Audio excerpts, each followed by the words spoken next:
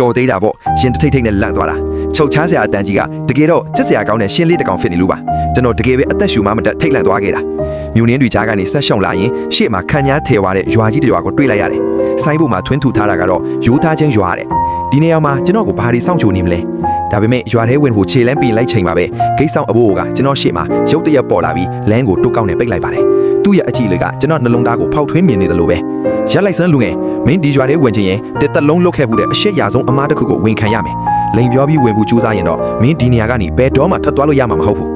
ကျွန်တော်တွေးဝေသွားခဲ့လေငငယ်ကတငယ်ချင်းရဲ့အချစ်ဆုံးကစားကြကိုခိုးပြီးဖျက်ဆီးခဲ့တာကိုပြောလိုက်ရင်သူတို့ငါ့ကိုလူဆိုးလို့သတ်မှတ်ကြမှာလားအမှန်တရားကိုဖုံးကွယ်ထားလိုက်ရင်ကောအဲ့ဒီချိန်မှာလဲကျွန်တော်လက်ထဲကမြေပုံဟာအနီရောင်ပြောင်းသွားပြီးလက်တွေတုံသွားလောက်အောင်ပြင်းပြင်းထန်ထန်တတိပေးလာပါတယ်မြေပုံကကျွန်တော်ရဲ့မယိုးသားတဲ့စိတ်ကိုတိနေတယ်လို့ပါပဲကျွန်တော်တောင်းပန်ပါတယ်ကျွန်တော်ငငယ်ကတငယ်ချင်းရဲ့အယုတ်ကိုခိုးပူးပါတယ်ပြီးတော့အဲ့ဒါကိုဖျက်ဆီးမိခဲ့ပါတယ်ကျွန်တော်အဲ့ဒါအတွက်အခုထိနောက်တာရနေတော့မှာပဲ